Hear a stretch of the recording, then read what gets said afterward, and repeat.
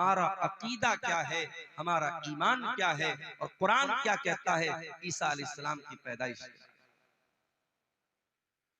चुनांचे जब हम कुरान का 16वां पारा खोलते हैं, सूरह मरियम की आयतें देखते हैं, अल्लाह तबारक व तआला सूरह मरियम की आयत नंबर 16 से लेकर के आयत नंबर 37 तक तकरीबन 21-22 आयतों में अल्लाह तबारक व तआला हजरत मरियम और ईसा अलैहिस्सलाम का पूरा वाकया बयान करता है। और यही वो आयतें थी जो हजरत जाफर तैयार रज़ी अल्लाह तआला अन्हु ने हबशा के बादशाह नजाशी के दरबार में पढ़ी थी। और इन आयतों को जब ट्रांसलेट किया गया और हबशा के बादशाह ने जब इन आयतों का तर्जमा सुना तो वो रोने लगा, उसकी आंखें आंसुओं से भर गई और उसने अपने हाथों में तिनका उठाया और जमीन पर लाइन खींची और कहा कि अल्लाह की कसम, ईसा इब्ने मरियम का मकाम जैसा कुरान में बताया है उससे ज्यादा नहीं है, यही मकाम सही है जो अल्लाह ने कुरान में बताया। और बाद में वो बादशाह ईमान भी ले आया। और आपको शायद ये मसला मालूम हो कि हम लोग जो जनाजा गायबाना पढ़ते हैं, किसी का इंतकाल दिल्ली में हुआ, किसी का इंतकाल मुंबई में हुआ और आप कटिहार के हसनगंज में इटवा में अगर आपको मालूम हुआ बहुत बड़े अल्लामा का, बहुत बड़े मौलाना का इंतकाल हुआ और आप यहाँ पर उनकी जनाजा गायबाना पढ़ते हैं, आप पूछ लीजिए उलमा से कि जनाजा गायबाना पढ़ने की जो दलील है वो दलील यही है कि जब हबशा के उस बादशाह का इंतकाल हुआ तो अल्लाह के नबी सल्लल्लाहु अलैहि वसल्लम ने मदीना के अंदर अपने सहाबा के साथ जनाजे की नमाज पढ़ाई थी। इकलौता ये गायबाना जनाजा था जो अल्लाह के नबी ने हजरत नजाशी का पढ़ाया था। इसीलिए उलमा कहते हैं कि हर आदमी का जनाजा गायबाना नहीं पढ़ना चाहिए, जो बड़ा आलिम हो या कोई ऐसा इंसान हो जिससे समाज और मुसलमानों की सोसाइटी को बहुत बड़ा फायदा पहुंचता हो और वो नेक हो, दीनदार हो, ऐसे इंसान का जनाजा गायबाना पढ़ना चाहिए। हर किसी का जनाजा गायबाना पढ़ना ठीक नहीं है, ये बहुत सारे उलमा का ये फतवा है। तो मरियम, सूरह मरियम की आयतें जरा आइए हम देखते हैं। और मैं तो ये समझता हूं कि कुरान करीम की हर आयत बहुत खूबसूरत है, मगर सूरह मरियम को जब पढ़ा जाए तो इसके अंदर एक बहुत ही खूबसूरत रिदम है, एक बहुत खूबसूरत लय है, एक बहुत खूबसूरत अंदाज है।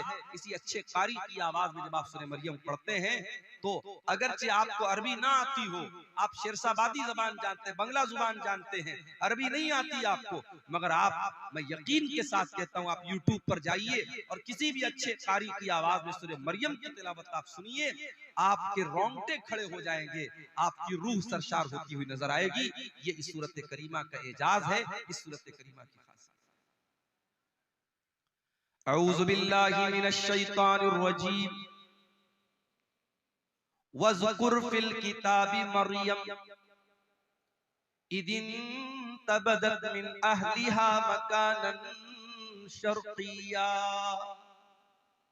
याद करो किताब में मरियम को, वो मरियम जो बहुत अल्लाह वाली थी, बहुत अल्लाह की इबादत करने वाली थी, जो 24 घंटे बैतुल मुक़द्दस में रहा करती थी। मरियम अपने आप को बैतुल मुक़द्दस के पूरब साइड में, बैतुल मुक़द्दस के मशरिकी हिस्से में अपने आप को अलग कर लेती है, अपने आप को एक कोने में, एक गोशे में अलग कर लेती हैं और अल्लाह की इबादत करती हैं, अल्लाह को याद करती हैं। वज़कुर फिल किताबि मरियम इदिन तबदत मिन अहलिहा मकानन शर्क़िया। ओ मेरी प्यारी माओ बहनों, मरियम आपको सबक दे रही है कि औरत भी अल्लाह वाली बन सकती है। मरियम अपने घर वालों को छोड़कर, अपने भाई बहनों को छोड़कर, अपने माँ बाप को छोड़कर मस्जिद का एक कमरा पकड़ करके अल्लाह की इबादत कर रही हैं। आज हमारी माए बहनें गौर करें, अपने परिवार के साथ रहकर वो 5 टाइम की नमाज भी अदा नहीं कर पाती। जाड़े का मौसम चल रहा है, दिन छोटा हो चुका है, गर्मी के मुकाबले में रातें बड़ी हैं, दिन छोटा है, मौसम भी ठंडा है। अगर औरतें चाहें तो बड़ी आसानी से नफली रोजा रख सकती हैं। जो रमजान के छूटे हुए रोजे हैं वो चाहें तो वो रोजे इस मौसम में बड़ी आसानी से रख सकती हैं। मगर मेरी प्यारी माँ बहनों, आपके अंदर वो शौक ही नहीं है, वो जज्बा ही नहीं जो मरियम के अंदर था। अल्लाह कह रहा है इज़िन तबज़त मिन अहलिहा मकानन शर्क़िया, याद करो जब मरियम अपने घर वालों को छोड़कर मस्जिद अक्सा के बैतुल मुकद्दस के पूरब साइड में चली गई। इज़ अरसलना इलैहा रूहना फत्तखज़त मिन दूनिहिम हिजाबा। अल्लाह फरमाता है कि मरियम ने अपने बीच में और घर वालों के बीच में पर्दा लगा दिया, पर्दे में रह करके वो अल्लाह की इबादत करने लगी। फत्तखज़त मिन दूनिहिम हिजाबा फअरसलना इलैहा रूहना फतमस्सल लहा बशरन सविया। हमने अपने फरिश्ते जिब्रील को भेजा और जिब्रील एक इंसान की शक्ल में, खूबसूरत इंसान की शक्ल में मरियम के पास आए। मरियम अकेली है, मरियम बंद कमरे में, कमरा लॉक है और अचानक एक खूबसूरत इंसान, एक मर्द मरियम के सामने आ जाता है। वो मेरी प्यारी माँ बहनों, एक पाक दामन औरत, एक नेक औरत, एक दीनदार औरत का रिएक्शन क्या होगा? एक दीनदार औरत किसी गैर मर्द को तन्हाई में देखेगी, उसका रिएक्शन क्या होगा? जरा देखिए मरियम का रिएक्शन। अल्लाह कहता है इज़ अरसलना इलैहा रूहना, हमने मरियम के पास अपने फरिश्ते को भेजा। फतमस्सल लहा बशरन सविया, और वो फरिश्ता इंसान की शक्ल में मरियम के पास आया। क़ालत इन्नी अऊज़ु बिर्रहमानि मिनका इन कुन्त तक़िया। मरियम फौरन डर गई और कहने लगी मैं रहमान की पनाह चाहती हूँ, मैं अल्लाह की पनाह चाहती हूँ। इन कुन्त तक़िया, ऐ इंसान, ऐ आने वाले मर्द, अगर तू अल्लाह से डरने वाला है दूर हो जा, मेरे करीब ना आना, मैं तुझसे अल्लाह की पनाह चाहती हूँ। मरियम ने ये समझा कि ये कोई मर्द है, उनको मालूम नहीं था कि ये फरिश्ता है।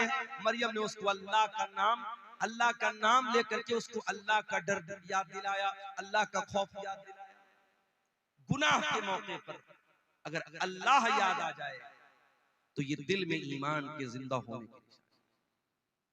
अगर गुनाह के टाइम अल्लाह याद आ जाए, अल्लाह का खौफ दिल में आ जाए और इंसान गुनाह से अपने आप को बचा ले, अल्लाह के नबी फरमाते हैं अल्लाह ताला फरिश्तों से कहता है मेरा बंदा गुनाह करने जा रहा था, शराब पीने जा रहा था, जिना करने जा रहा था, कोई भी गलत काम करने जा रहा था, अगर गुनाह का इरादा कर रहा था और अल्लाह के डर से अगर उसने गुनाह को छोड़ दिया, अल्लाह फरिश्तों से कहता है इसके नाम अमाल में एक नेकी लिख दो। मेरे फरिश्तों, इसके नाम अमाल में एक नेकी लिख दो। फरिश्ते कहते हैं अल्लाह, ये तो गुनाह करने जा रहा था, ये तो शराब पीने जा रहा था, ये तो जिना करने जा रहा था, ये तो गलत काम करने जा रहा था। अल्लाह फरमाता है इन्नमा तरकहा मिन जर्राया, ऐ मेरे फरिश्तों, मेरे बंदे ने मेरे डर से इस गुनाह को छोड़ा है, मेरे खौफ से इस गुनाह को छोड़ा है, लिहाजा इसके नाम अमाल में एक नेकी लिख दो। ये नेकी का हकदार है, ये गुनाह का। पता ये चला मेरे नौजवान साथियों, आज जहां जहां भी जिना के अड्डे कायम हो रहे हैं, जहां जहां गलत काम हो रहे हैं, शराब पी जा रही है, नशा हो रहा है, बदकारी हो रही है, बेहयाई हो रही है, बेपर्दगी हो रही है, बदकारी हो रही है, जितने गुनाह हो रहे हैं उन गुनाहों की असल वजह ये कि इंसान अल्लाह का खौफ अपने दिल से निकाल चुका है। और माफ करना, चेहरे पर दाढ़ी रखना नबी का तरीका है, मगर जरूरी नहीं कि दाढ़ी रखने वाला परहेजगार है। घर से नकाब में निकलने वाली औरत बहुत अच्छा काम करती है कि नकाब में निकल रही है, मगर नकाब में निकलना इस बात की गारंटी नहीं है कि उसके दिल में अल्लाह का डर है। मेरे प्यारे साथियों, कितने ज़िना के वाक़यात हुए जो नकाब पोश लड़कियों ने होटलों में जाकर के याशियां की हैं, कितने गलत काम हुए जो चेहरे पर दाढ़ी रखने वालों ने और माथे पर सजदे का निशान रखने वालों ने वो गलत काम किए हैं। इसलिए याद रखना, दाढ़ी की अहमियत अपनी जगह है, नकाब की अहमियत अपनी जगह है, नमाज की अहमियत अपनी जगह है। जब तक अल्लाह का डर न हो, जब तक अल्लाह का खौफ न हो, तब तक इंसान गुनाहों से नहीं बच सकता। गुनाह से बचना है, अल्लाह का डर होना चाहिए। और अल्लाह का डर कैसे पैदा होगा? जब अल्लाह को जानेंगे, जितना अल्लाह के बारे में